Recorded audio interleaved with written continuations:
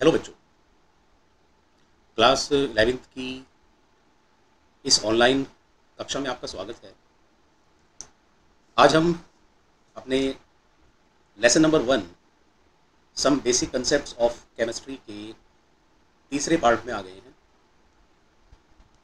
आज इस वीडियो में हम डिस्कस करेंगे मापन की परिशुद्धता और यथार्थता के बारे में, सार्थक अंकों के बारे में और सार्थक अंकों का प्रयोग गणनाओं में हम किस तरह से करेंगे इसके बारे में।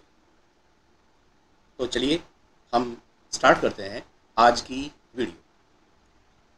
सबसे पहले हम बात करेंगे मापन की परिशुद्धता तथा यथार्थता की। आप इन दोनों का मीनिंग पहले समझिए। परिशुद्धता, जिसको इंग्लिश में प्रिसीजन, और यथार्थता, जिसको इंग्लिश में एक्यूरेसी कहा जाता है, ये क्या है? देखिए, जब आप किसी गुण का मापन करेंगे तो मापन करते समय एक ही मापन को हमें कई बार करना पड़ सकता है, या फिर ये भी संभव है कि एक ही मापन को अलग अलग व्यक्ति मापे। तो मापन की परिशुद्धता का मीनिंग यह है कि मापन करते समय जो अलग अलग मापन किए गए हैं वे सब एक दूसरे के कितने नज़दीक हैं। बात को समझिए। यदि किसी मापन को कुछ अलग अलग व्यक्ति करते हैं तो संभावना है कि वे अलग अलग माप प्रस्तुत कर सकते हैं। तो ऐसे में यदि उनकी माप एक दूसरे के बहुत नज़दीक हो तो हम कहेंगे कि उनके द्वारा किया गया मापन परिशुद्ध है, और यदि उनके द्वारा प्रस्तुत की गई माप एक दूसरे से बहुत अलग अलग हैं तो हम कहेंगे कि यह मापन परिशुद्ध नहीं है। तो बात को समझिए। परिशुद्धता का अर्थ है कि बार बार मापन करने पर प्राप्त मान एक दूसरे के नज़दीक हों। जैसे हम इसे एक उदाहरण से समझते हैं। मान लीजिए कि आप में से कोई 3 विद्यार्थी किसी वस्तु की लंबाई मापते हैं, और वे तीनों विद्यार्थी जो माप प्रस्तुत करते हैं वो हैं 10.02 सेंटीमीटर, 10.03 सेंटीमीटर और 10.01 सेंटीमीटर। तो आप देख सकते हैं कि ये तीनों माप एक दूसरे के नज़दीक हैं, तो हम कहेंगे कि ये मान परिशुद्ध हैं। ध्यान रखने वाली बात, जब आप परिशुद्धता की बात करते हैं तो उस वस्तु की वास्तविक लंबाई के बारे में हमें ध्यान नहीं देना है। हम केवल हमारे सामने प्रस्तुत किए गए मापनों को ही देखेंगे। तो एक बार फिर समझिए कि यदि कुछ अलग अलग व्यक्ति किसी एक माप के लिए अलग अलग मान प्रस्तुत करते हैं और ये मान यदि एक दूसरे के नज़दीक हैं तो हम कहेंगे कि मापन परिशुद्ध हुआ है। इसका एक दूसरा पहलू भी देखिए। यदि 3 विद्यार्थी किसी वस्तु की लंबाई को नापते हैं और उनके द्वारा प्रस्तुत किया गया मापन इस प्रकार है। देखिए, पहले छात्र ने प्रस्तुत किया 10.29 सेंटीमीटर, दूसरे छात्र ने प्रस्तुत किया 9.01 सेंटीमीटर, तीसरे छात्र ने प्रस्तुत किया 11.12 सेंटीमीटर। जरा ध्यान दीजिए, ये तीनों ही माप एक दूसरे से काफ़ी दूर हैं। तो ऐसी स्थिति में आप कहेंगे कि किए गए मापन परिशुद्ध नहीं है। तो क्या अब आपको बात समझ में आई? परिशुद्धता का अर्थ है कि बार बार किए जाने वाले मापन एक दूसरे के कितने नज़दीक हैं। ठीक है, अब हम बात करते हैं यथार्थता की। देखिए, यथार्थता का संबंध किसी माप की वास्तविक वैल्यू से है। जैसे मान लीजिए कि किसी वस्तु की लंबाई 10 सेंटीमीटर है। ये रियल आंसर है, 10 सेंटीमीटर। अब 3 अलग अलग विद्यार्थी उसका मापन करते हैं। उनमें से एक विद्यार्थी की माप 9.98 सेंटीमीटर आती है। तो आप देख सकते हैं कि 9.98 सेंटीमीटर 10 सेंटीमीटर के काफ़ी नज़दीक है। तो आप कह सकते हैं कि उस विद्यार्थी का माप यथार्थ है, एक्यूरेट है। यदि कोई दूसरा विद्यार्थी इसी माप को मान लीजिए 11.12 सेंटीमीटर मापता है, तो आप कहेंगे कि ये माप यथार्थ नहीं है, क्योंकि ये मान वास्तविक मान से काफ़ी दूर है। तो मैं समझता हूं कि अब आप यथार्थता और परिशुद्धता को समझ गए होंगे। परिशुद्धता का अर्थ है विभिन्न मापनों का एक दूसरे के नज़दीक होना, जबकि यथार्थता का अर्थ है किसी माप का वास्तविक माप के नज़दीक होना। तो अगर आप मोटे तौर पर इनमें एक अंतर देखना चाहते हैं, तो परिशुद्धता में मापन की आपसी समानता को देखा जाता है। यदि अलग अलग किए गए मापन आपस में समान हैं, नज़दीक हैं, तो ये परिशुद्धता है। जबकि यथार्थता में मापन का सही मान के निकट होना ये इम्पोर्टेंट है। परिशुद्धता में ये आवश्यक नहीं है कि हमारे जो मान आए हैं वो वास्तविक मान के नज़दीक भी हों, हो सकता है कि वो दूर हों, केवल उनका आपस में पास पास होना आवश्यक है। जबकि यथार्थता में ये आवश्यक है कि वे सभी मान वास्तविक मान के नज़दीक भी हों। तो अब देखिए, हमने समझ लिया कि परिशुद्धता और यथार्थता किसे कहते हैं। चलिए हम अगले टॉपिक की ओर बढ़ते हैं, जिसमें हम सार्थक अंकों की बात करेंगे। सार्थक अंक अर्थात सिग्निफिकेंट फिगर्स, ये क्या होते हैं? देखिए बच्चों, जब आप मापन करते हैं तो मापन करते समय आप देखेंगे कि जब आप मापन करेंगे तो आपको दो तरीके से मापन करने की छूट होती है। एक केस में आपको कोई भी उपकरण या कोई भी यंत्र प्रयोग नहीं करना होता, कुछ मापन इस श्रेणी में आते हैं। जबकि कुछ दूसरे ऐसे मापन हैं जो बिना किसी उपकरण या यंत्र की सहायता से ही किए जा सकते हैं। जैसे उदाहरण को समझिए, मान लीजिए मैं आपसे कहता हूं कि मेरे पास 1 दर्जन पेंसिल्स हैं, तो बताइए मेरे पास कितनी पेंसिल्स हैं? तो आप जानते हैं कि 1 दर्जन में 12 की संख्या होती है। तो यदि मेरे पास 1 दर्जन पेंसिल्स हैं तो मेरे पास 12 पेंसिल्स हैं। अगर आप उन्हें काउंट करेंगे 1 2 3 4 करके, तो वो आपको 12 मिलेंगी। तो इसमें आपको कोई भी उपकरण या कोई भी यंत्र प्रयोग नहीं करना पड़ा। अब दूसरा केस देखिए, यदि मैं आपसे कहूं कि आप उन पेंसिल्स की लंबाई मुझे बताइए, तो क्या आप देख करके उसकी लंबाई बता सकते हैं? नहीं, आपको एक स्केल की आवश्यकता होगी, यानी आपको एक यंत्र की आवश्यकता यहाँ पड़ी। तो देखिए बच्चों, कोई भी यंत्र है तो उसकी एक अल्पत मांग होती है। मीन्स एक छोटी से छोटी एक ऐसी माप होती है जिससे नीचे जाने पर वो यंत्र या उपकरण उसको सही माप नहीं सकता। जैसे आप एक स्केल को देखिए, इसमें एक तरफ सेंटीमीटर और एक तरफ इंच दिए गए होते हैं। यदि आप स्केल को ध्यान से देखेंगे तो 0 से 1 सेंटीमीटर, 1 सेंटीमीटर से 2 सेंटीमीटर, 2 सेंटीमीटर से 3 सेंटीमीटर के बीच अगर आप देखेंगे तो हर बार आपको 10 पार्ट्स मिलेंगे।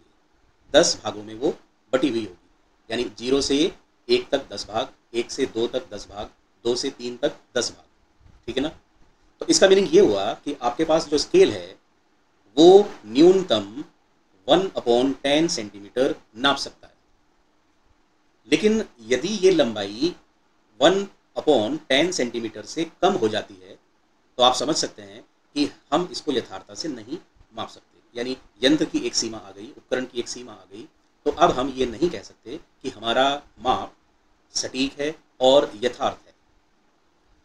तो इस तरह के अनकाउंटेबल मापों को करने के लिए हम कोई भी उपकरण यूज़ कर सकते हैं उसकी अल्पतमांक को देखते हुए। लेकिन जब हम उस माप को देंगे तो हमें ये डिसाइड करना होगा कि हमारे द्वारा की गई माप कितनी सही है। तो इसके लिए एक पैमाना बना दिया गया जिसको हम सार्थक अंक कहते हैं। देखिए, ये कहा जाता है कि किसी माप में जितनी ज़्यादा सार्थक अंकों की संख्या होगी वो माप उतनी ही सटीक और यथार्थ होगी। तो इसका मीनिंग ये हुआ कि सार्थक अंक ये जानने के लिए बहुत आवश्यक हैं कि हमारी माप कितनी सटीक या यथार्थ है। तो इसलिए हमें सार्थक अंकों को पढ़ना चाहिए।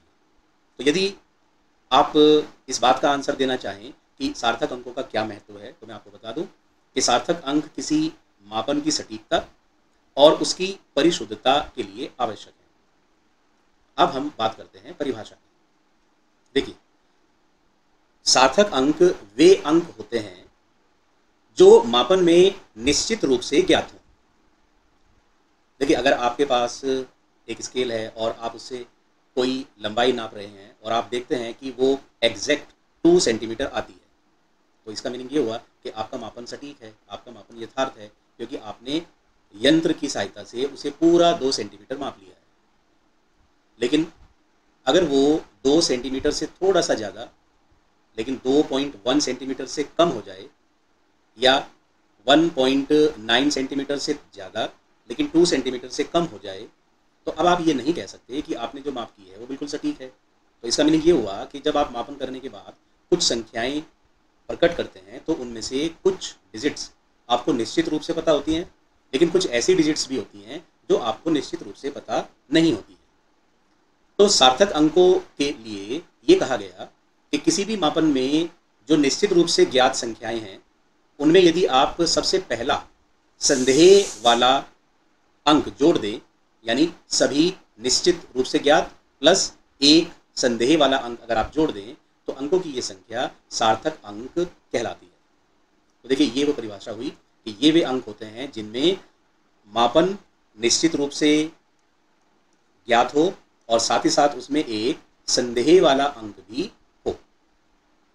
चलिए, अब हम बात करेंगे कि किसी मापन में कितने सार्थक अंक हैं, हम इसको कैसे ज्ञात करेंगे। देखिए, सार्थक अंकों की पहचान करने के लिए हमारे पास कुछ नियम हैं। जैसे पहला नियम क्या कहता है कि यदि कोई अंक गैर शून्य है, नॉन जीरो, यानी जो जीरो नहीं है, मतलब 1 2 3 4 5 6 7 8 9, तो यदि कोई अंक गैर शून्य है तो आप उसे सार्थक अंक कहेंगे। ये पहला नियम होगा। दूसरा नियम ये कहता है कि यदि कोई शून्य अंक दो गैर शून्य अंकों के मध्य में आ जाता है तो उसे भी सार्थक मान लिया जाता है। इसी प्रकार यदि कोई शून्य गैर शून्य अंक के बाद भी हो और दशमलव के बाद भी हो तो वो भी सार्थक होता है। लेकिन यदि कोई शून्य किसी गैर शून्य अंक से पहले आए हुए हों तो वे सार्थक नहीं होते। तो चलिए हम एक बार फिर से एक एक कर इन नियम को पढ़ते हैं। देखिए, पहला नियम कहता है कि शून्य के अलावा सभी गैर शून्य अंक हमेशा सार्थक होते हैं। जैसे आपको एक माप दी गई 2 4 7, आप देख सकते हैं कि इसमें 2 4 और 7 ये तीनों ही गैर शून्य अंक हैं। तो हमारा जो नियम है उस नियम के अनुसार ये तीनों ही सार्थक अंक होंगे।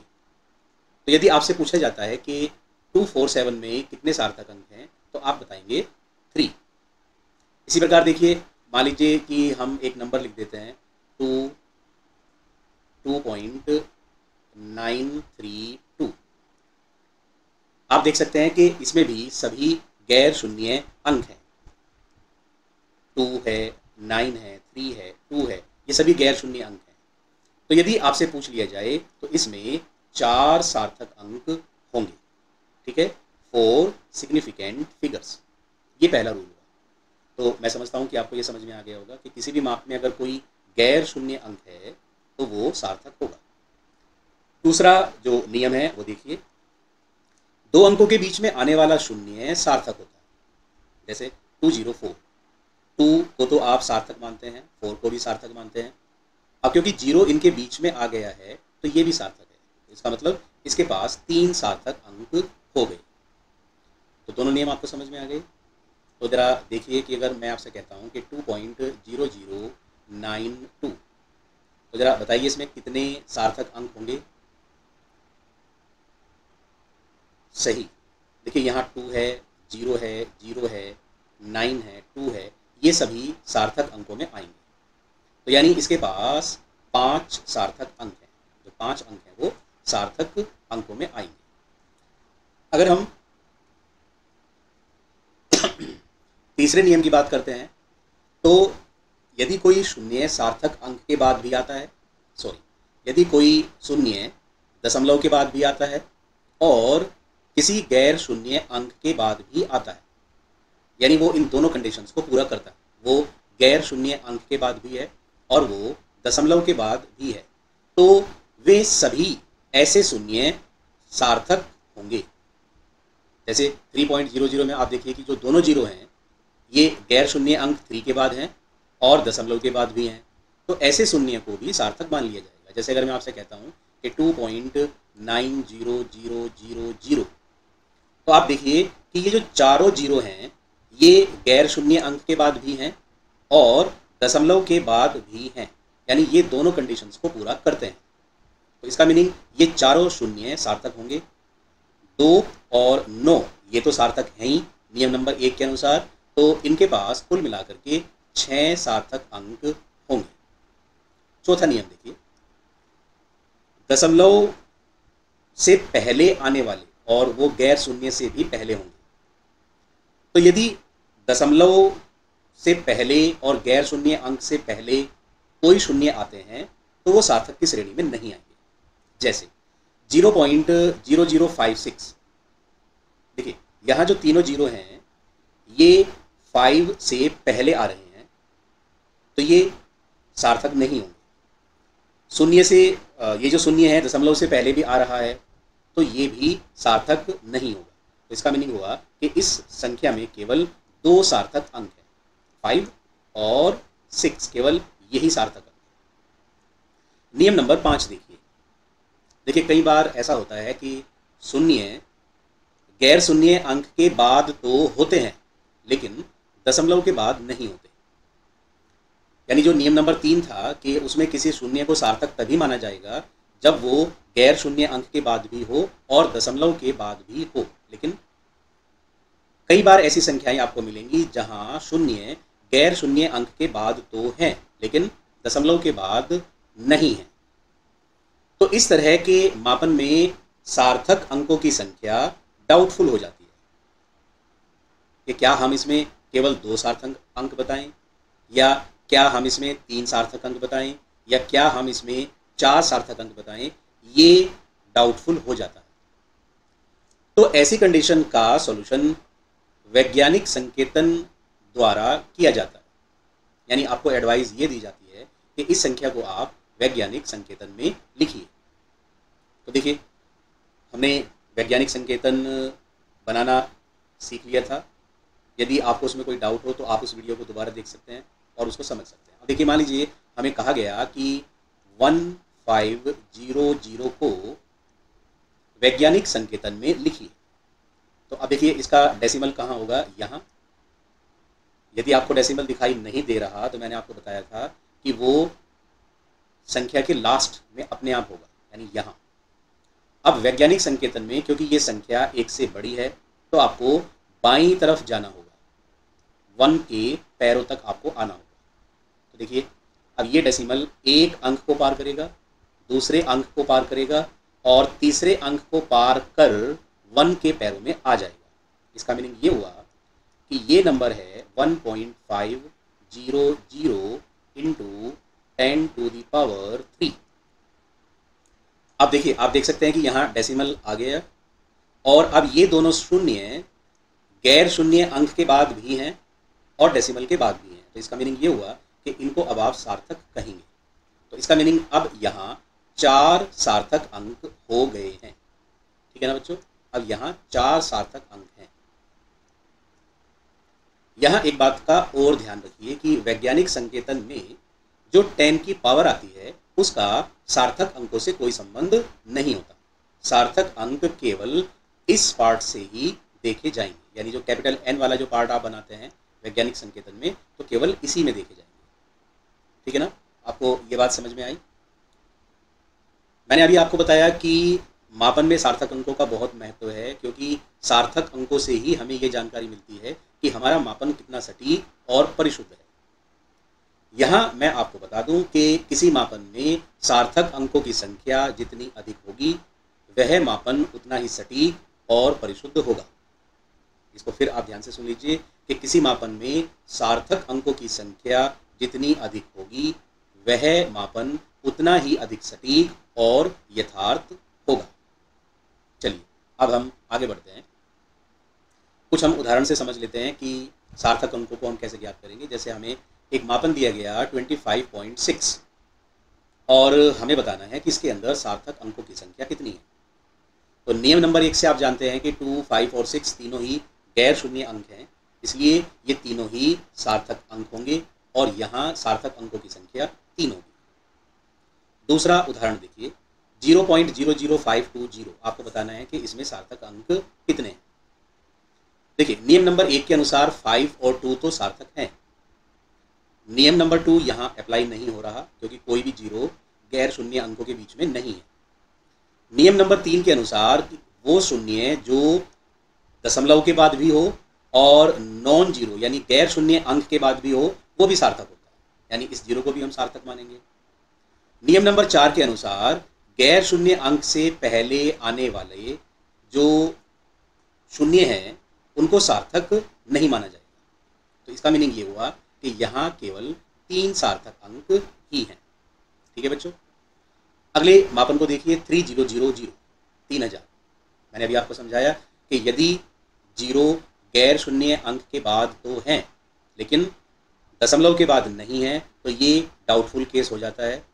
अब आंसर इस बात पर निर्भर करेगा कि आप वैज्ञानिक संकेतन में इस संख्या को कैसे लिखते हैं। तो यदि आप इस संख्या को 3 × 10⁻³ लिखते हैं, देखिए यदि आपने इसको लिखा 3 × 10⁻³ तो क्योंकि इस 10 की पावर का सार्थक अंकों से कोई संबंध नहीं है, 3 में केवल एक ही डिजिट है तो इसमें सार्थक अंक 1 होगा। लेकिन यदि आप अपने मापन को 3.00 लिखते हैं, मान लीजिए आप इसको 3.0 लिखते हैं और इंटू 10⁻³ तो इसमें आप देख रहे हैं कि सार्थक अंकों की संख्या बढ़कर के 2 हो जाती है, क्योंकि अब 3 के अतिरिक्त 0 भी सार्थक अंक है।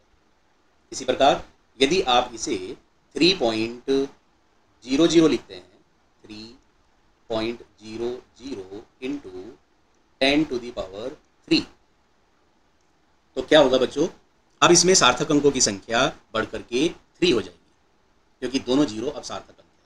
तो आप समझ गए बात को। अगला जो मापन है हम उसे देखते हैं 4.070। देखिए नियम नंबर 1 से जो 4 और 7 है ये दोनों सार्थक अंक हैं। नियम नंबर 2 से 4 और 7 के बीच आने वाला जीरो भी सार्थक अंक है, और नियम नंबर 3 से 7 के बाद आने वाला जीरो क्योंकि गैर शून्य और दशमलव दोनों के बाद आया हुआ है तो ये भी सार्थक अंकों में गिना जाएगा। तो इसका अर्थ क्या हुआ कि अब यहाँ सार्थक अंकों की संख्या 4 है। इसी तरह यदि आप 6.00 इंटू 10⁻² को देखते हैं, यानी ये एक वैज्ञानिक संकेतन ही दे दिया गया। तो जैसा मैंने आपको बताया था कि 10 की पावर का तो सार्थक अंकों में कोई रोल है नहीं, और 6.00 में रूल नंबर 1 और रूल नंबर 3 के अनुसार 6 भी सार्थक है, 0 भी सार्थक है और अगला 0 भी सार्थक है। तो यहाँ सार्थक अंकों की संख्या 3 होगी। चलिए इसी के साथ साथ मैं आपको राउंडिंग ऑफ करने के बारे में भी बता देता हूँ। राउंडिंग ऑफ करना आप बहुत बचपन में ही सीख लेते हैं, आपको जानकारी होगी, लेकिन राउंडिंग ऑफ करना आवश्यक है क्योंकि हमें अपने फाइनल आंसर को सटीक और यथार्थ बनाने के लिए उसमें सार्थक अंकों की संख्या को नियत करना पड़ता है, निश्चित करना पड़ता है, एक्स्ट्रा संख्याओं को हटाना पड़ता है। तो राउंडिंग ऑफ करने का उद्देश्य है कि किसी संख्या को सरल, सीमित और व्यवहारिक रूप में हम व्यक्त कर दें। तो उसके रूल्स क्या हैं इसके बारे में आप समझिए। देखिए जितने सार्थक अंकों तक आपको अपना मापन रखना है उसके बाद की जो डिजिट्स हैं वो आपको हटानी होंगी। लेकिन उन डिजिट्स को हटाने के लिए आप नियम का प्रयोग करेंगे। जैसे पहला नियम ये है कि यदि छोड़े जाने वाले अंक, यानी जिस अंक को हम रखेंगे और उसके बाद वाले अंक को हम सबको हटा देंगे, तो छोड़े जाने वाले अंक से अगला अंक यदि 5 से कम है, देखिए जैसे आपको मैंने कहा कि 3.2912 को आप 4 सार्थक अंकों तक राउंडिंग ऑफ करिए। यानी आपको 3 को रखना पड़ेगा, 2 को भी रखना पड़ेगा, 9 को भी रखना पड़ेगा, 1 को भी रखना पड़ेगा, और इसके बाद जो 2 आया हुआ है, क्योंकि ये एक्स्ट्रा है, ये 5वां सार्थक अंक है, तो हमें इसे हटाना होगा। तो अब देखिए हमें कहाँ तक रखना है, हमें रखना है 1 तक। तो जहां तक आपको रखना है उससे आगे आने वाले अंक को देखिए। यदि ये अंक 5 से कम है तो आप इसको हटा दीजिए, यहाँ इससे आगे जितने भी अंक हैं सबको हटा दीजिए, और इसमें आपको कोई भी परिवर्तन नहीं करना पड़ेगा। ये स्थिति तब आएगी जब छोड़े जाने वाले अंक से अगला अंक 5 से कम है। ठीक है, जैसे 4.73 है और आपको कहा गया कि दशमलव के एक स्थान तक आप इसको राउंडिंग ऑफ करिए, यानी आपको इसे 0.7 तक रखना है, 3 को आपको हटाना है। तो अब देखिए 7 तक आपको छोड़ना है, तो छोड़ने वाले अंक से अगला अंक क्योंकि 5 से कम है तो आप इस अंक को हटा देंगे बिना किसी परिवर्तन के, तो आपका आंसर आ जाएगा 4.7। जैसे 6.241 को दशमलव के 2 अंकों तक राउंडिंग ऑफ करना है, जैसे आपको 0.24 तक रखना है। तो छोड़ा जाने वाला अंक कौन है, 4, और इससे आगे जो हटाया जाने वाला अंक है वो है 1, जो कि 5 से कम है। तो आपको क्या करना है, आप इस 1 को हटा देंगे और 6.24 में आप कोई परिवर्तन नहीं करेंगे, तो आपका आंसर होगा 6.24। ठीक है ना। अब दूसरा रूल समझिए, यदि छोड़े जाने वाले अंक से अगला अंक 5 से बड़ा है, 6 है, 7 है, 8 है या 9 है, तो छोड़े जाने वाले अंक में आपको 1 जोड़ देना है और बाकी अंकों को, यानी जो उसके बाद आने वाले अंक हैं उनको हटा देना है। जैसे आपको कहा गया कि 7.86 को आपको दशमलव के 1 स्थान तक राउंड ऑफ करना है, तो 0.8 तक आपको रखना है। तो हटाए जाने वाला अंक कौन है, 6, जो कि 5 से बड़ा है। तो अब क्योंकि ये 5 से बड़ा है तो आपको इस 8 में 1 जोड़ना पड़ेगा और तब 6 को हटाना होगा। तो 7.8 की जगह आपका आंसर हो गया 7.9 और 6 को आपने हटा दिया। इसी तरह एक और एग्जांपल देखिए, 12.478 को दशमलव के 2 अंकों तक रखना है, बाकी सबको हटाना है, यानी 0.47 तक रखना है और 8 को आपको हटाना है। तो क्योंकि ये 8 5 से बड़ा है तो छोड़े जाने वाले अंक में आप 1 जोड़ देंगे, तो यानी 0.47 को आप 0.48 बना देंगे और इस 8 को आप हटा देंगे। ठीक है ना। तो आपको ये दोनों रूल समझ में आए। अब बात सुनिए कि क्या हो अगर छोड़े जाने वाले अंक से अगला अंक एग्जैक्टली 5 हो। देखिए हमने 5 से कम वाला नियम पढ़ लिया, 5 से ज़्यादा वाला नियम पढ़ लिया, लेकिन अगर वो एग्जैक्टली 5 है तो क्या करेंगे, तो इसके बारे में भी नियम है। लेकिन नियम ये कहता है कि अगर हटाए जाने वाला अंक एग्जैक्टली 5 है और उससे पहले छोड़े जाने वाला जो अंक है जिसको हम छोड़ देंगे, जिसे हम नहीं हटाएंगे, अगर वो एक सम संख्या है, जैसे 2, 4, 6, 8 एक सम संख्या है, तो आप 5 को हटा देंगे बिना किसी परिवर्तन के। 5 को हटा देंगे बिना किसी परिवर्तन के। जैसे मान लीजिए आपको कहा गया कि 4.85 है और आपको दशमलव के 1 अंक तक राउंड ऑफ करना है, तो हटाया जाने वाला अंक एग्जैक्टली 5 है और छोड़े जाने वाला अंक जो है वो एक सम संख्या है। तो आपको क्या करना है कि इस 5 को हटा देना है और इसमें कोई परिवर्तन नहीं करना, तो आपका आंसर हो जाएगा 4.8। ठीक है ना। लेकिन अगर हटाए जाने वाला अंक एग्जैक्ट 5 है और छोड़े जाने वाला अंक एक विषम संख्या है, 1, 3, 5, 7, 9, 11 इस तरह से, तो आपको क्या करना होगा कि 5 को हटाने से पहले आप 7 में 1 जोड़ देंगे, यानी आपको विषम संख्या को सम संख्या बना देना है और सम संख्या को आपको एज सच रहने देना है। यानी इसका जो आंसर आप लिखेंगे वो भी 4.8 होगा। तो देखिए बच्चों, आज की इस वीडियो में हमने मापन की अनिश्चितता के बारे में बात करी। अगली वीडियो में हम बात करेंगे रासायनिक संयोग के नियम और उनके ऊपर आधारित आंकिक प्रश्न। तो आप वीडियो को इसी तरह देखते रहिए, लेकिन यदि आपको वीडियो पसंद आती है तो आप इनको लाइक अवश्य किया कीजिए। आप लाइक्स नहीं करते तो लाइक्स अवश्य किया कीजिए, और यदि आपके कोई प्रश्न है या कोई सुझाव है तो वो आप मुझे कमेंट में बता सकते हैं। कमेंट्स में आपका हमेशा स्वागत है। तो आज के लिए हम यही विराम देते हैं, अगली वीडियो में फिर मिलेंगे। धन्यवाद।